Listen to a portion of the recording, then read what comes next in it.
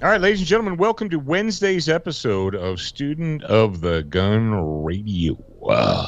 Somebody said to me, they're like, oh, you have a radio show? Do you have an FCC license? No, but I did say at a Holiday Inn Express last night. Like, why don't you do a local radio show? Because I want to reach more than 1,000 people. That's why. But a local radio show, you can have a lot more fun with it because people don't, because the widespread people, wow, you are just disappearing completely. Yeah. Like the FCC and stuff doesn't notice you as hard when you're on a local station. Oh, yeah. So, but anyway, no, we're back. We're back and we're live in 147 countries worldwide. Yes, indeed. Aren't we, Jared? It was 147, right? At last count? It seems to be right to me. Back when we used to keep count of how many countries we had been in. Yeah, something like that. I have to look. Well, look. You know what's interesting to me, though, Jared? And I was doing some research the other day because I was looking at the top streaming platforms in the United States or in the world, basically. And we came up with what was top streaming was actually, it wasn't iTunes. I think it was iHeart, wasn't it? I think iHeart's the top streaming. I mean, on the little not landing page, but like the startup screen when you turn it on, the app, it says #1 for podcasting on iHeart, so maybe. Self-proclaimed #1 for podcasting. Yeah. Yeah. No, who knows? So interestingly enough, but the reason I brought that up is because about 5 years ago, when we were in the original Glass Case of Emotion studios, we actually had as a part of our homepage or whatever that we were, had been listened to in so many countries and so on and so forth. And we were also talking, and we also talked about downloads and so forth. Well, that's all changed. It really has, because the world has changed, technology has changed, and we don't have, and more people just actually stream today than download. So if you say blank downloads, it doesn't really mean anything because the vast majority of the people, like for instance Spotify we learned is 100% straight up streaming. There is no download on Spotify. It's just streaming. So it's interesting how things have changed, but I still believe that we've been listened to in like 147 countries worldwide. I think we should be in all of them. How many countries are in the world? That's a good question. That's a good geography. 196, I think. Huh? 196 or something like that. Total countries in the world, according to Wikipedia, not Wikipedia. According to a quick internet's 195. 195. I was close. It says, but there are two countries that are actually non-member observer states: the Holy See and the state of Palestine. Okay. So I think they lumped in like Vatican City and Liechtenstein and stuff like that. Are we listened to in Vatican City? Oh, maybe. Hopefully. I don't know. They speak lots of languages in the Vatican City, so maybe. I don't know. If you're in Vatican City right now and you're listening to this, send us an email at info@studentofthegun.com and say, I'm in Vatican City and I'm listening to you all the time. All right, what are we going to talk about today? Well, we're going to talk about a lot of stuff. Winter is coming. I'm going to talk about why and what we can do. We've got a homeroom for you, and we've got a Brownells bullet points, all that and more as soon as Zach plays the opening music. Stand by for education, enlightenment, enjoyment, and entertainment. He's not here to talk about your feelings. He's not here to say what you want to hear. He's here to say what needs to be said. Ladies and gentlemen, and children of all ages, please welcome your host, the pimp hand of America, Professor Paul Markle. Apparently, what I'm getting is that not everybody listens to the intro of the show. Because if they listened to the intro of the show, they would know that I am not here to say what you want to hear. I am here to say what needs to be said. And those things are not the same. They are not the same at all. Now, they can be the same. They can be the same, but they're not always the same. You're smirking over there. I was just, well, between what you're saying and then one of the comments was 196 if you count Chaz. And then somebody said, nope, now back to 195 now. I was like, oh yeah. That's funny. Did they harvest all their vegetables and corn and grain before they got kicked out? I don't know. Oh, Chad, Chop, Chaz. Apparently there's 3 different acronyms. Kind of like ISIL and ISIS, and we're playing stupid word games. But speaking of harvesting vegetables, we got a garden report. I've got little tomatoes. And I know you guys in the South are like, man, I've been harvesting tomatoes for weeks. I don't know what you're talking about. It's different here. It's different up here. But our bucket potatoes have sprouted. Nice. Yes. The first bucket, because I planted the first bucket, and then like a week later I did the second one, and then like 2 weeks after the first one I did the third one. You say, why? Because I was actually waiting for the seed potato eyes to grow. But yeah, bucket number 1 is sprouted, so good job. And our cucumber plants got little itty bitty tiny little, you can see them, they're like little tiny cucumbers. They're like little baby pickles. Why do you keep scrubbing your ear off? Why do I keep scrubbing my ear off? Yeah, when you do this, your ear goes away. Yeah. You might have to turn off the augmented reality thing. It's fine. It's fine. So we got that. We got squash coming in. You can actually see the little squashes, the little tiny squashes. Are you going to squash it? Squash it. And your mom's excited about that. So we got squash coming in. We got the cucumbers coming in. Tomatoes. And the tomatoes, I think we'll probably be picking tomatoes up through September, because we've got plants in various stages of growth right now. The herbs have gone nuts, like the arugula and all that stuff. So good stuff here. And if you don't know what we're talking about, like especially the bucket potatoes thing, if you don't know what we're talking about, how long ago was that? It was been a while, but we actually put in a how-to video, a really good how-to YouTube video from a guy who's got like 1 billion followers and 1 billion views about how to do bucket potatoes. And for all of you people out there, like, I don't have room for a garden, I don't have a place for a garden, that's nice for you, but it won't work where I am. Yeah, it will. I figured out the harvesting of bucket potatoes, by the way, or just potatoes in general.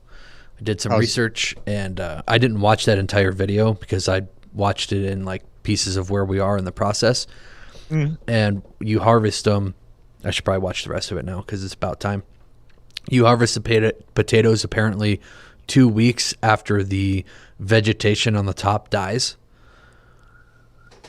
or whatever. I don't know. You let it die, essentially, the green stuff, and then you clip it down, and then you wait 2 weeks for the potatoes to soften up. So that's what we're going to do, and figure out if it works. And if you're a potato growing expert out there and that's not the best way to do it, let me know right now so that I don't kill my potatoes. There you go. You're a potato guy. Have you guys seen bucket mushrooms as well? Oh, no. Yeah. It's basically, you can get, basically just call them salad mushrooms, but they're kind of they're a mushroom. Basically what you do is you take a bunch of dirt and then the spore stuff, and you put that in there, and you moisten it, and then you do that over and over and over again until the bucket's full. Or you drill holes in the side of the bucket first. Yeah. And then you do what I just said. You get it all moist. You put the lid on it, so it basically just becomes a little, what's the thing where you, like the ball with the plant in it? Like a little, somebody help me out here. People do the thing where they put like a tree and a light bulb, and it becomes its own little ecosystem. Okay. I don't know what you're Whatever. A little. Okay. Anyway. A little bucket of humidity and spores, and basically the shrooms will grow out of the sides of the bucket that you drill the holes in, and they're edible, and you can chop them up and put them in chili or whatever. Oh yeah. Yeah. Oh, I see what you're saying. Did we play the opening already? No. Yes, we did. Yeah. Yes, we did. Don't worry. Where did you get the spores from them? You can probably get them from like a gardening place, Interesting. All right, we're going to go into the Brownells bullet points of the week. Brownells bullet points of the week brought to you by Brownells, ironically enough.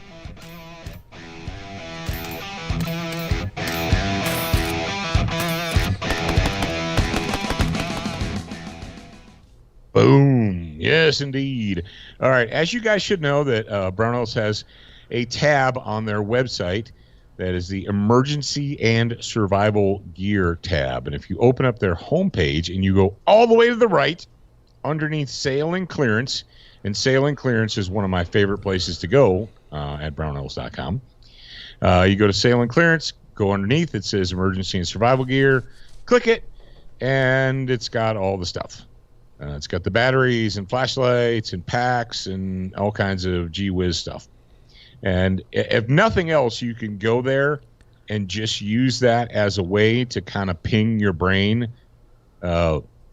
Sometimes you might be scrolling through there and you're like, you know what? I never thought about that.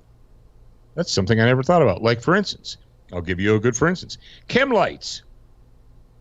You say, well, big deal, chem lights. Who cares, Paul? Well, you'll care when your house burns down. What do you mean house burns down? Post-emergency, post-crisis, whether it's tornado, hurricane, earthquake, whatever. You got no electricity. So you got no lights in your house. It's dark at night. You got kids. Do you want your kids burning candles in their room? Do you? Yes, absolutely. Yeah, you're like, yeah. So, I mean, you already got enough stuff to worry about. Worrying about your kids accidentally setting your house on fire with candles, probably not one of those things that you want to get into. So rather than giving your kids candles, give your kids a chem light. They can hang it up on a hook in the room or whatever. You can hang it in the hallway, so that way they have light. They'll have more fun with them anyway. Yeah, they'll have, I mean, or you can do like we did when our kids were little and they would go trick-or-treating.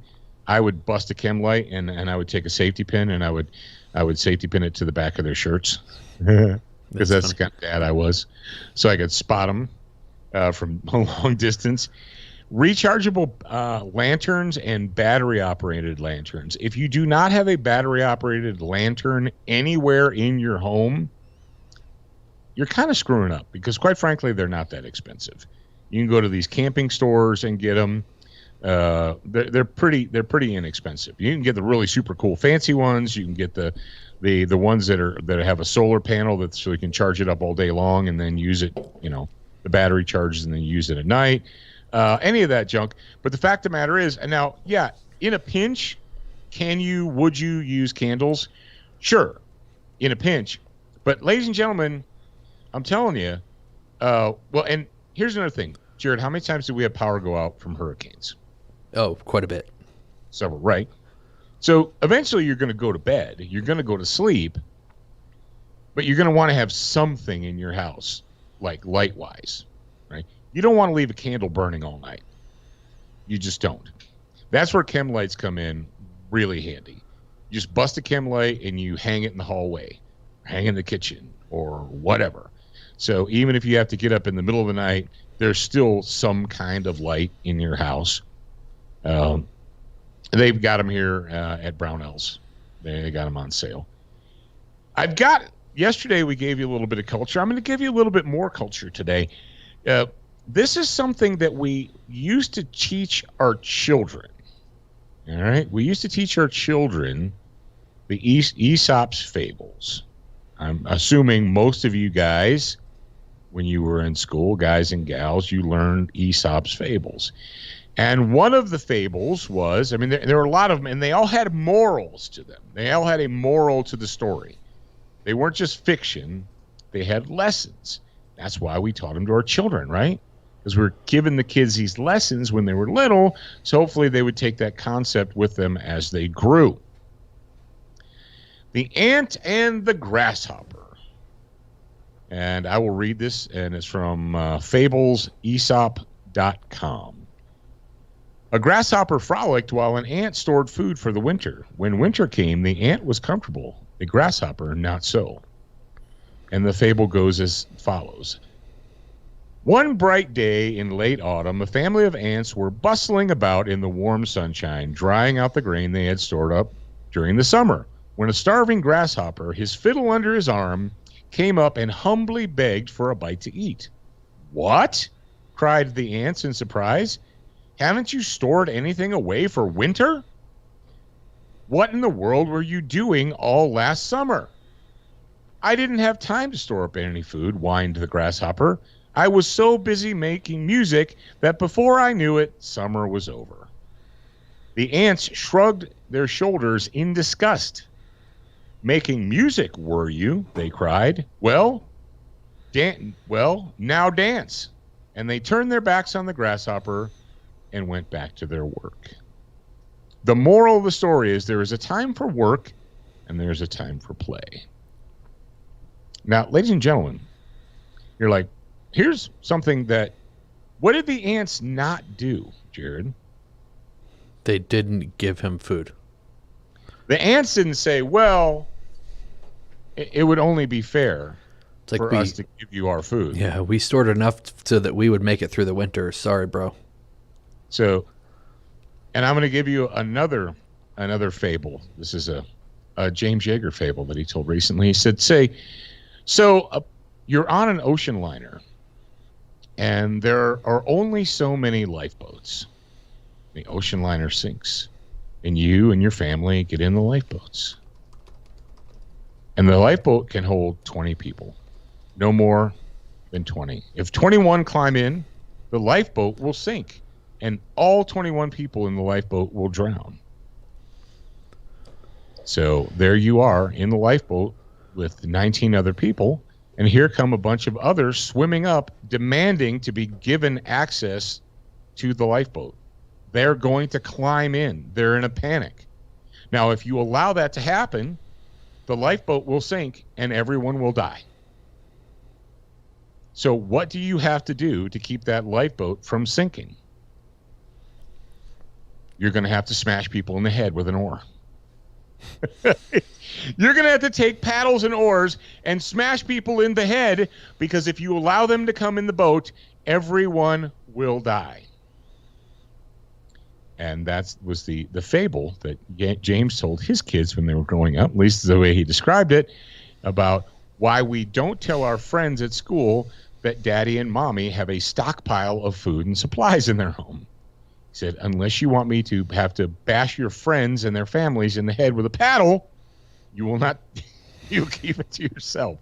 He actually used to also tell a story about, do you want me to have to shoot your friends in the face when they're trying to break into our house to get our food? No, then shut your mouth about it. Oh, that's insensitive. That's right. That's right. You should just be fair. You should just distribute your food to those in need. Mm-hmm.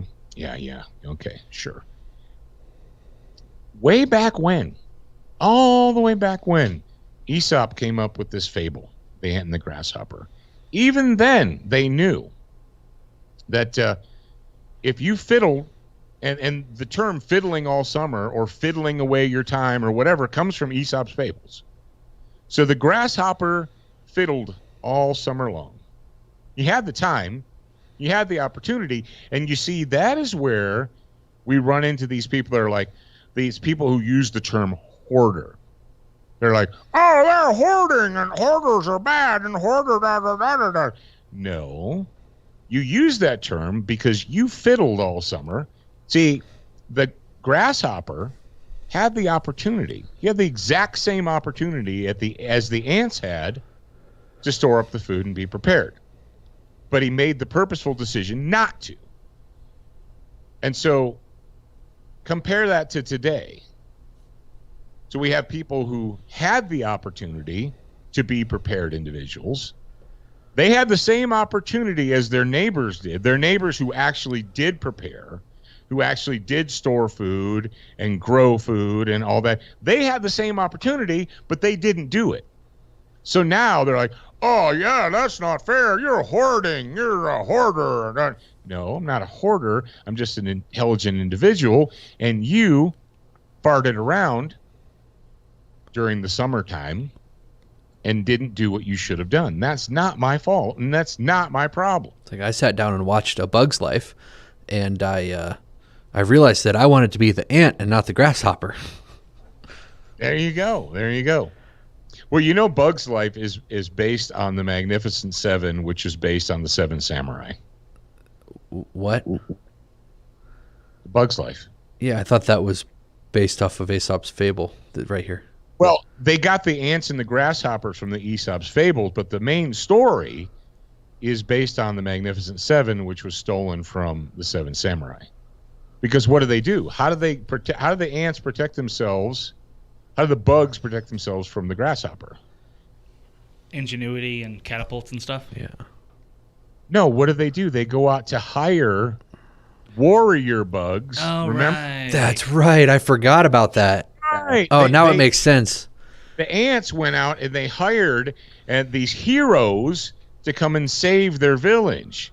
It's only later that they realized that the heroes they hired were circus bugs, that they weren't actually warriors. I totally forgot about that. For my recollection of A Bug's Life, it's been so long since I watched it, that my recollection was that they had all pulled together as a community of ants and bugs and used the ingenuity stuff to defeat the grasshoppers. They did the end. Well, yeah, but they got that from, and they stole that for an episode of The Mandalorian. Episode 4 is a complete and total ripoff of the Magnificent Seven, which is a ripoff of the Seven Samurai. Yeah. The poor villagers are being raided, and they go out and they hire, and of course the people they hire, they come and they teach them how to fight real quick during a montage. We need a montage. Always fade out in a montage. Seems like more time has gone by if you fade out in a montage. And if you guys don't know where that's from, you just need to educate yourselves. So the lesson for today's Brownells bullet points is: don't be the grasshopper, be the ant. This is your opportunity. You have the opportunity. You have the opportunity to be prepared. If you're not prepared, it's not the ant's fault. We had a question come in. Zach, will you pop over to the chat real quick? It's from Joe Pete. He says, what if 20 people came to you needing a spot in the boat? In that case, I would have a fully semi-automatic ghost paddle, and I would use that against those 20 people that want to get in the boat. What if 20 people came to you? I don't get it. Is the boat empty? He was making a joke. Just going to take paddles and smash people in the head. That's just the way it's going to be. Duracoat. Why? Because life's too short to have an ugly gun. End of story. Go to where? Where should they go to get Duracoat? DuracoatFireandFinishes.com. Yeah, that's a good thing. This is the way, guys. DuracoatFireandFinishes.com. That is the way. It's the way. Absolutely. And as we mentioned about a week or so ago, if you run a gun shop, a gun store, and people are constantly asking you about refinishing guns, and you've been like, it'll be too much of a pain in my butt, and you're thinking about all wrong. Go to Duracoat University, learn how to do it, then charge those people money to do it. There you go. Because the fact of the matter is, as easy as it is for Duracoat to Duracoat your own gun, people are still lazy. There are still people in the world, even though they know that Duracoat exists, even though they know they can go there and buy it, they would still rather give you money and have you do it.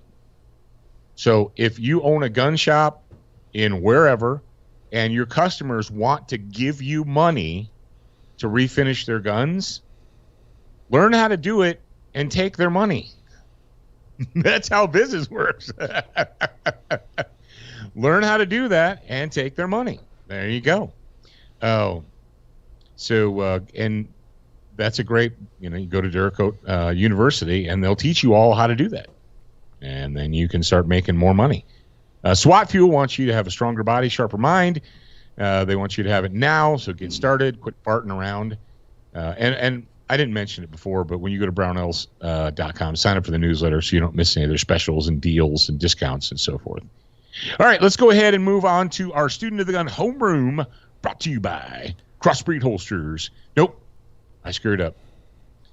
First, pay attention to what Zach's going to tell you. Then we're going to go to the homeroom. ShopSOTG.com is the perfect place to go if you are a student of the gun. Whether you want to expand your brain, increase your marksmanship, or help keep your family safe. All that, plus the Pimp Hand brands that you love. ShopSOTG.com has almost anything that an American patriot would want. Education, enlightenment, and entertainment, and we're open 24/7. Check out ShopSOTG.com today and see for yourself. There you go. All right. Thank you very much, Zachary, for putting that spot together for everyone. Don't forget about the new targets. New targets, new gun cleaning mats are on ShopSOTG.com. We've got gun cleaning mats. We've got EDC lube. We've got the new targets. So lots of stuff for you guys. We've got a challenge for the target for you guys. It just hasn't been published yet. ShopSOTG.com. Go there, get one of the official skill maintenance drill targets. That way you'll have them. I would actually probably get a pack of 5 or 10, or what's the lowest pack, Zach? 5? Of what? Of the skill maintenance targets. 1. Well, you can get 1. Oh, I didn't know that. So you could just get 5 1 targets, so then you have 5 total. Yeah, and every 10 targets you get 1 free. Oh, okay. So the lowest pack is 10. Right. Yes. Okay. The lowest pre-packaged packet is 10. So if you get 10, you get 11. So if you have 11 targets, and you'll have an opportunity to practice the drill and then also do the video of the drill too. So I would recommend getting those now so that when we release the challenge, you've got the targets and you can do it as fast as you possibly can. There you go. All right, ladies and gentlemen, we're going to move on to Crossbreed Holsters Homeroom, and we're going to talk about, why it's important to be dangerous on demand.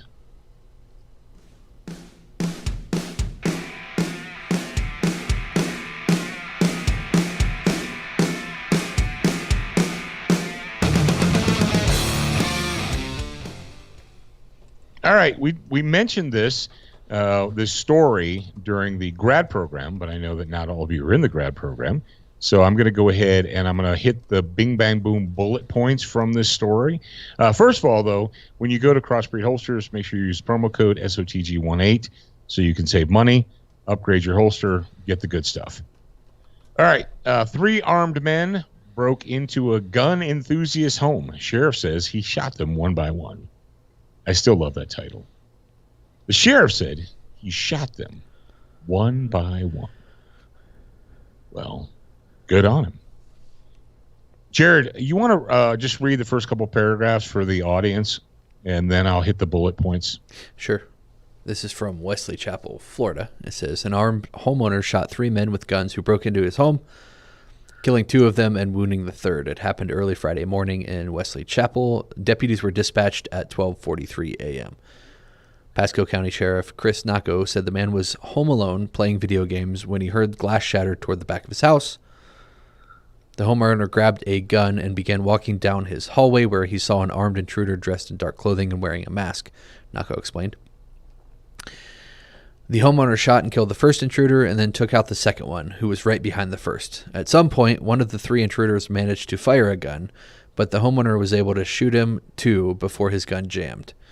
When the homeowner's gun jammed, he went to grab another one.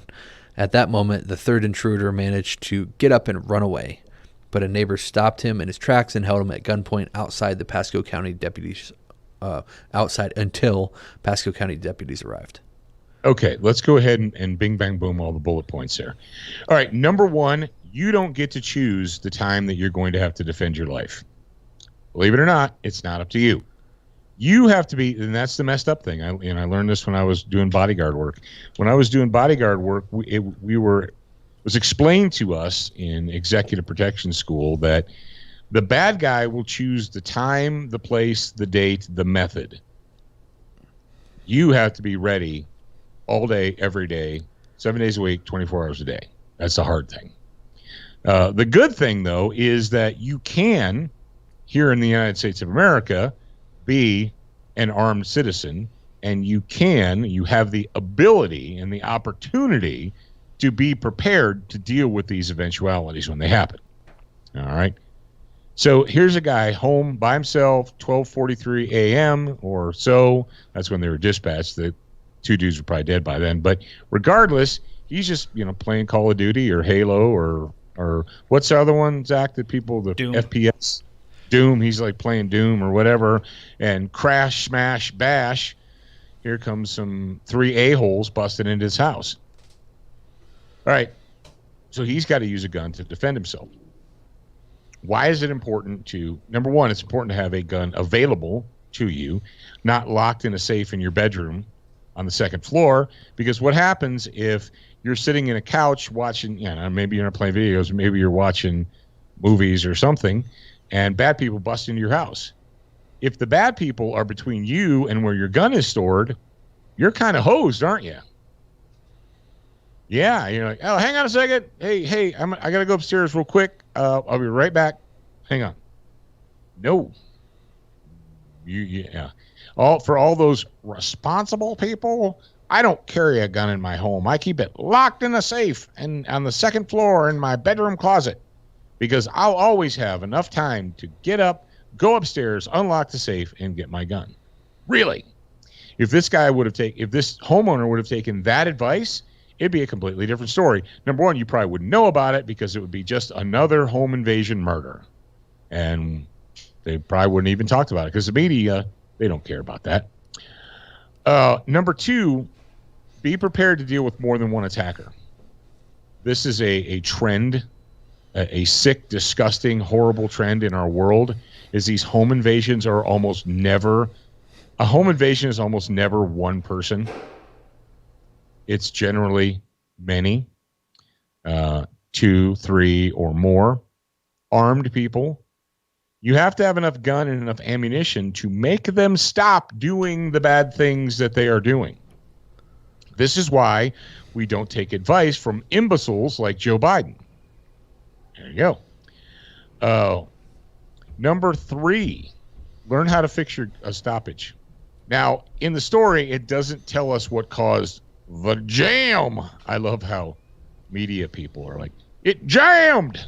Oh, how did it jam? Now, my question is, did it jam or did the slide lock to the rear because there wasn't no more bullets in it? Good question. The slide might have locked to the rear and might have stopped making noise because there wasn't no more bullets in it. Because that will happen.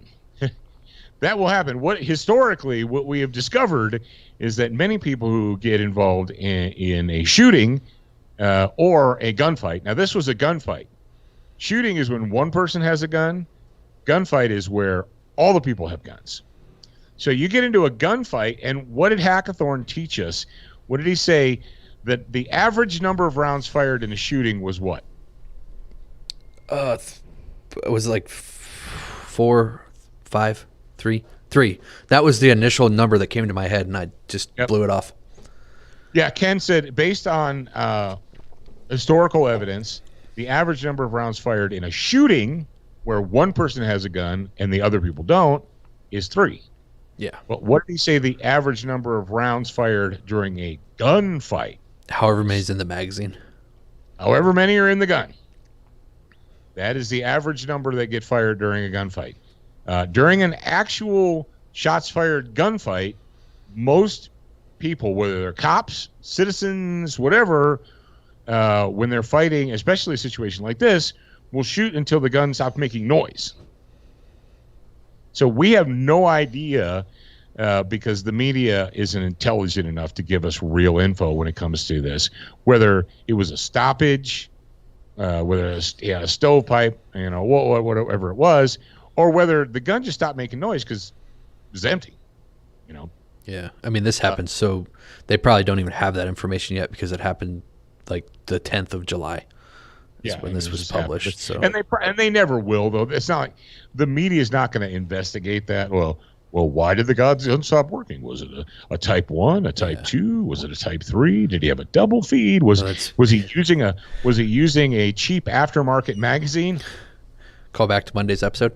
No, that's like just stuff that people like us and you guys listening would ask that question, so you can go find that when the public information is available. The media would never occur to them to ask that question. So it's important not only to have a gun near you, have enough gun. If you're thinking, oh, I'm going to shoot the burglar who's trying to pick the lock on the back door of my house or whatever, that almost never happens. But what happens quite often and too often is 2, 3 or more bad guys will smash in a door and just come blasting into your house, and they're trying to overwhelm you. So you need to be prepared to deal with that. All right. So that is your Student of the Gun homeroom for the day. Thank you very much to Crossbreed for giving it to us.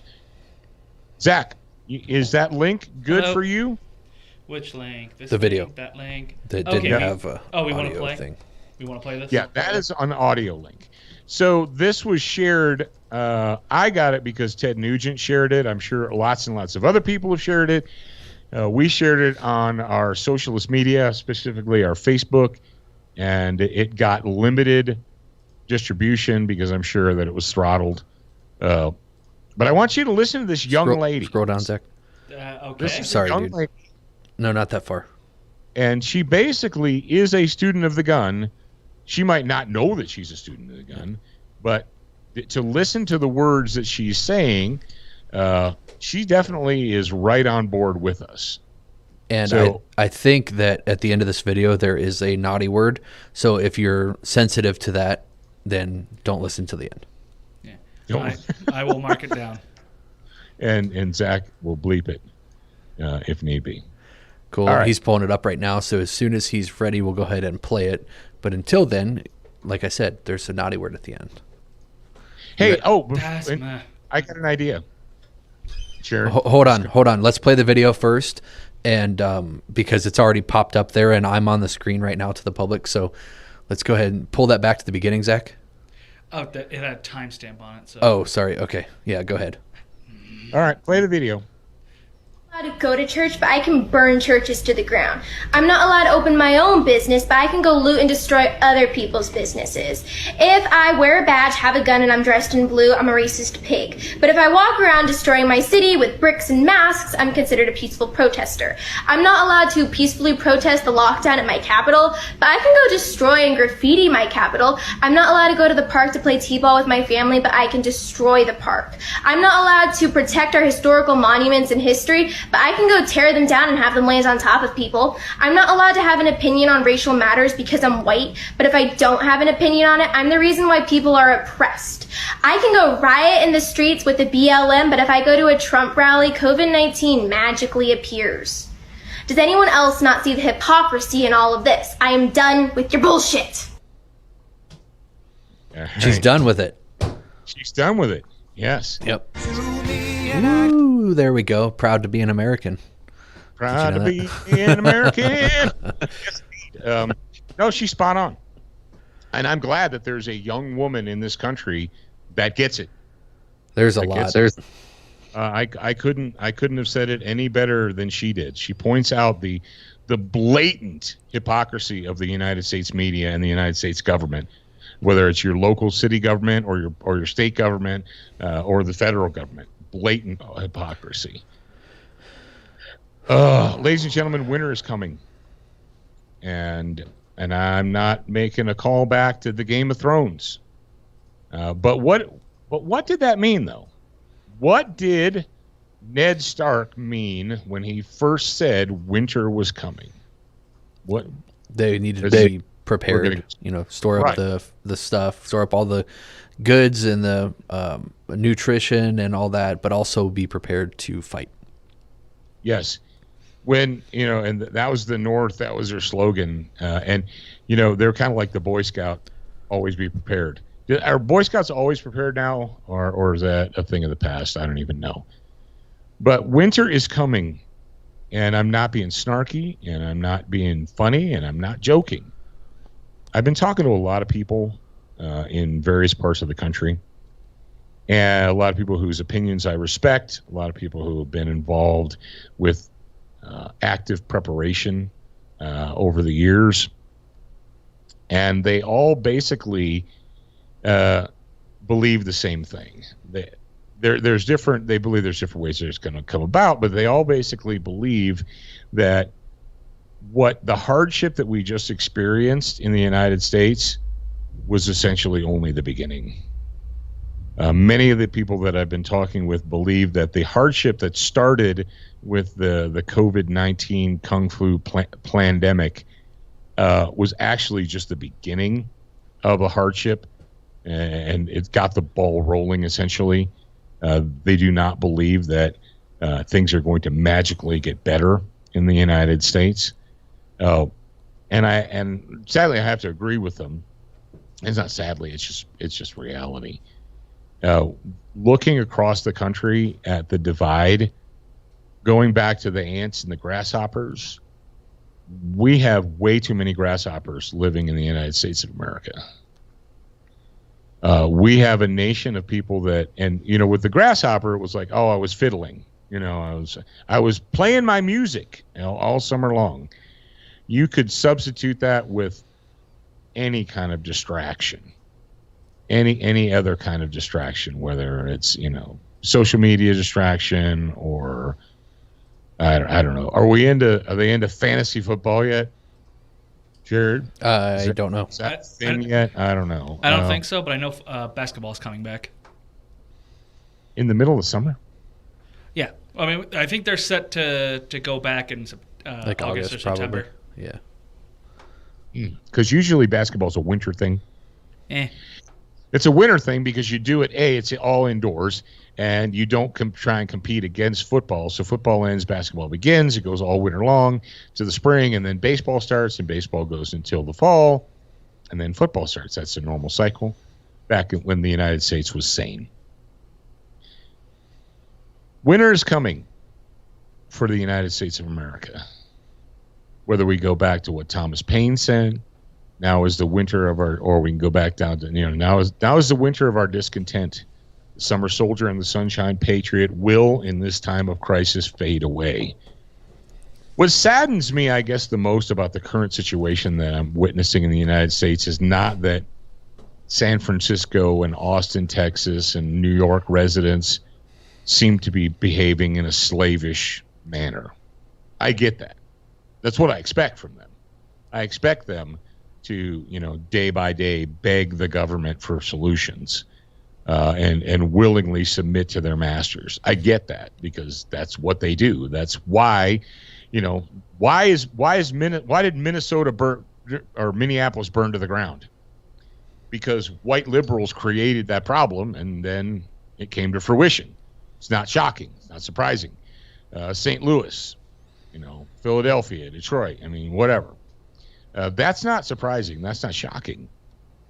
What actually troubles me the most and what just kind of makes my guts turn is the people who should know better.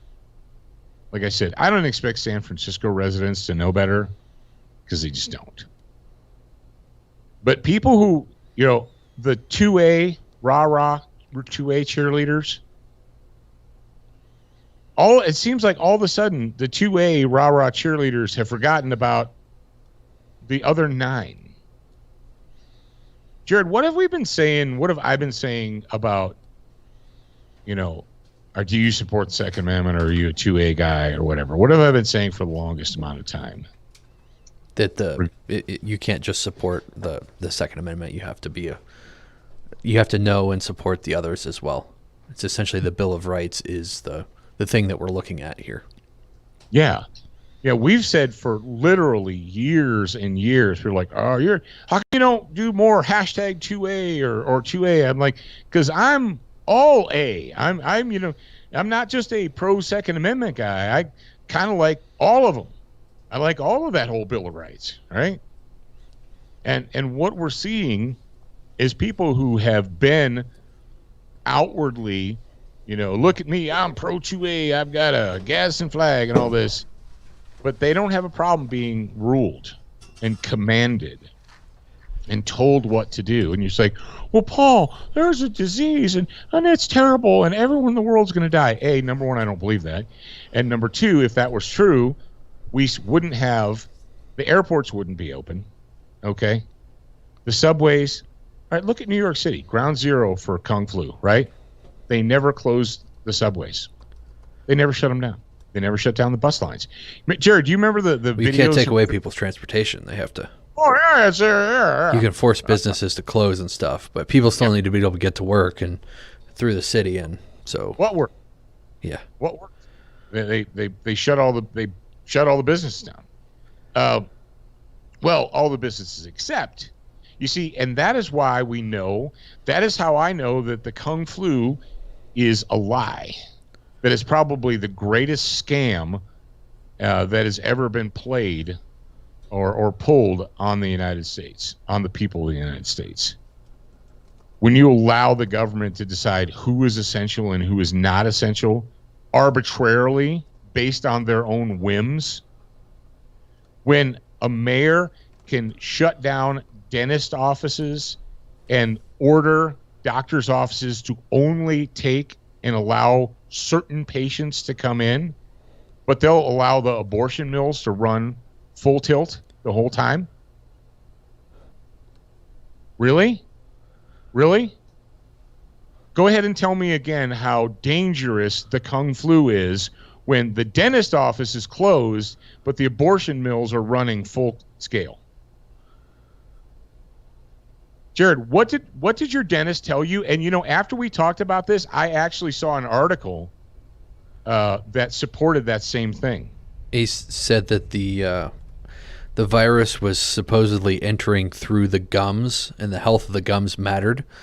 And so, why would you take away the normal treatments that are just what do they call them?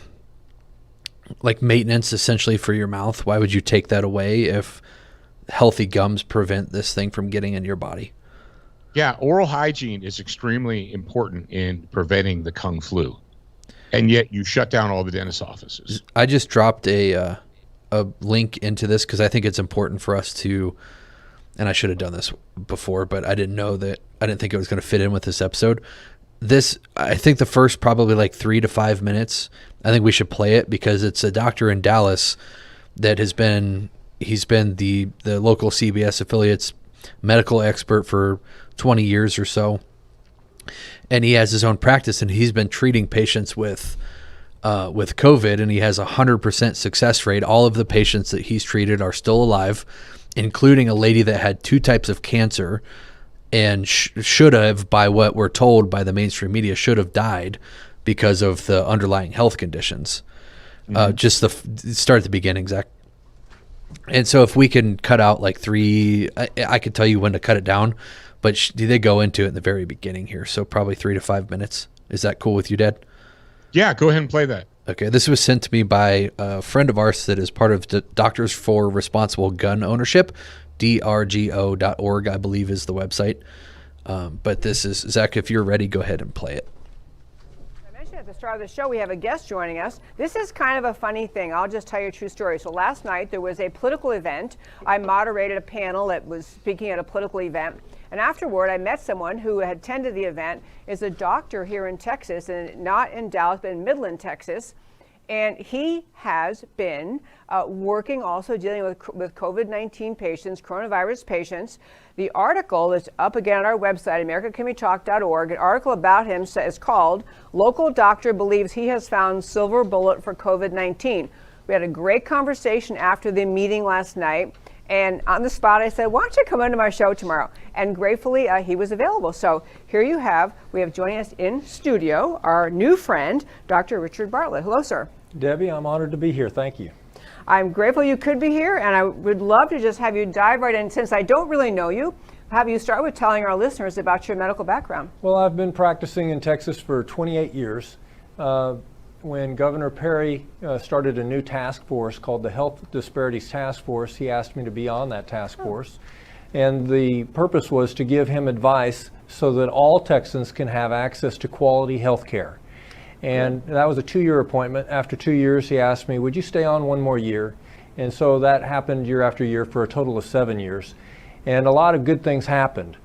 But I also have been the medical expert for CBS affiliate in West Texas for over 20 years.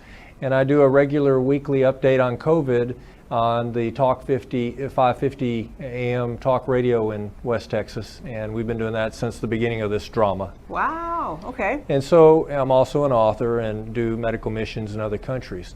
And so I've seen a lot of disaster all over the world. But I want to echo everything that you said in your first 5 minutes. I agree 100%. We already have an answer for this. And to put things in perspective, let's look around the world. In the country of Taiwan, there's over 25 million people. They're stacked on top of each other. If they did social distancing, they'd be out in the ocean floating around. Yeah. There's not enough room for them to do social distancing. But guess how many people have died to date during the whole pandemic in Taiwan? 7. As many people as you can stack in a minivan going down Central Expressway. And so the next time your viewers see a minivan, think, oh, that's how many people have died in a country of 24 million people. Now I'm going to tell you, yes, and I'm going to tell you why that's the situation. It's the situation also in Japan, 121 million people in Japan. They've had less than 1,000 people die during the whole pandemic. Singapore, only 12 people have died in the whole country during the whole pandemic. Iceland, well, that's not possible according to what we're being told in the mainstream media, but that's reality. Anyone can look it up. You can even look at the Johns Hopkins COVID website and you'll see those numbers. They're hidden in there, but I'm pointing them out because the people in Texas need to hear good news. In Dallas, they need to hear good news, and I have good news. I'm sure you do. I'm blown away by those numbers. I gave up trying to write them down. But you're going to tell us somehow eventually where we get to this point that in these other countries, they're doing what I'm doing, Debbie. Okay.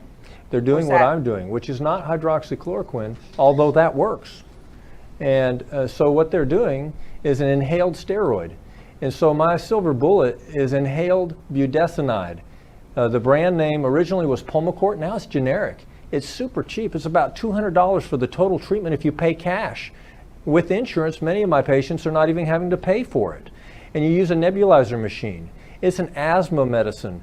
It's a respiratory anti-inflammatory for COVID, which is a respiratory inflammatory disease. And it works. 100% of my patients are alive. I've been treating this since March. And you use it for 5 minutes. It takes 5 minutes to do a breathing treatment. You plug it in the machine in the wall. You put the medicine that's pre-mixed, pre-measured from the pharmacy into the little reservoir. You push the on button and you breathe it during 5 minutes during the commercial. You just have a mask on your face and breathe. You don't even have to have a mask. You can use a little mouthpiece that you hold in front of you, and you breathe it for 5 minutes. And I have, let me tell you what I've heard from patients when I started using this. They tell me, I feel better during the first treatment. And so their chest pain goes away. Their shortness of breath goes away. Their fever breaks. I'll give you an example. I have a patient who has 2 kinds of cancer. She calls me after 5 days of being flat on her back in her house in the bed, can't get out of bed, fever won't break for 5 days. She says, I heard you on the radio, and would you please help me? It's on a Friday. She says, my granddaughter tested positive today, and I think I have it. And I said, I'm sure you do with all the symptoms you're describing. She is currently fighting 2 forms of lymphoma. She's on chemotherapy right now. She just had radiation a month before for the lymphoma. She should die according to what you hear from the CDC and World Health Organization. But I gave her that treatment that night. In the morning, her fever had broke. She had her first good night's sleep. Over the weekend, she recovers. On Monday, she works an 8-hour day. She still is fighting cancer, 2 forms of cancer, but she's cured of COVID. She's symptom-free. She has her 2 consecutive negative tests. That's a cure.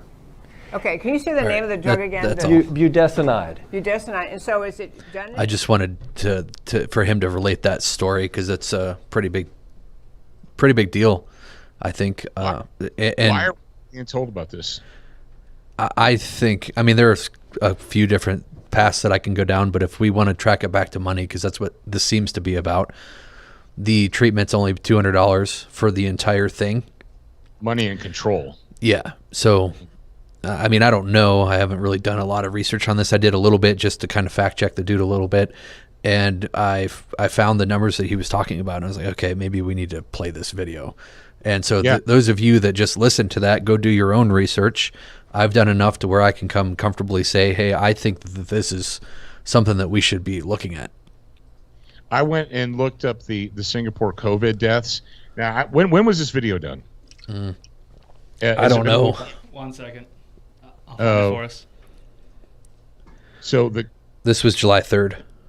Okay, well, the current COVID deaths, according to a quick Google search in Singapore, and like he said, Singapore is a tiny island nation, right? They're a tiny nation, and if they told them to all social distance, you joke, they'd all have to be standing out in the ocean. 27 deaths. Yeah, that's to date. So how can that be? That's crazy. That's crazy talk. All right, India has over 1 million people. 1 million. It says 1 million people were supposedly infected in India, but 25,000 died. That's crazy. Ladies and gentlemen, we got to ask ourselves. And, are they lying about the number of deaths in the United States? Are they inflating the numbers? Are they creating numbers? But what I believe, and you can check me if you want, but the fact is, it's not about an illness. It's not about a disease. It's about control. By the way, it's about establishing control. Yes. And just a thought, and no, I'm not going to tinfoil hat this, but I'm just going to throw this thought out there. So you notice at the beginning she was like, oh yeah, I talked to him yesterday, and I thought this was super cool, so I'm going to bring him on. Do you think if he had announced a week ago, it's like, hey, I'm going to be on the Judy Cathy show or whatever, I'm going to talk about this amazing cure that I had found for COVID, do you think he would have gotten in a car wreck? Yeah, who knows? Yeah. Well, I mean, he did that video, and he's still walking the earth. So because it's too late at that point. Not. That's actually a really good thing that you said there. There's a Imprimis, or you know what Imprimis is? It's the it's the band that did the South Park intro. Yeah, Imprimis. Actually, the Imprimis is a newsletter put out by Hillsdale College. I just got the most recent one, and it's not on their website yet, unfortunately. But essentially, they in the current Imprimis newsletter, it lays it all out. The government incompetence in dealing with COVID, incompetence in dealing with the George Floyd riots, and it points out the blatant hypocrisy that this young girl did. So you can't go to church, you can't go to a football game, or you can't go to a concert because it's too dangerous. And blah blah blah blah. But you can you can run around on the streets with thousands of other people and destroy the city. That's okay. You can't go to your dad's funeral because you're not allowed to have more than 10 people in a room together, and you have to wear masks and stuff. But George Floyd can have a funeral with thousands and thousands, tens of thousands of people. That's okay. Ladies and gentlemen, winter is coming for the United States of America. It's coming because we've allowed it. We as the United States of America, the citizens as a collective, have gotten weak. We have failed to fight back. We have failed to demand our rights, because the rights are only there if you demand them. And here's what we're going to be doing. We've been talking about, I do the garden report. We talk about the stuff on Brownells. We talk about, training. We talk about education. We talk about all this stuff. What we're going to be doing, I guess frequently, is I'm going to be using the hashtag winter is coming in things, just to ping you and remind you that you need to be the ant. You can't be the grasshopper. You've got to be the ant.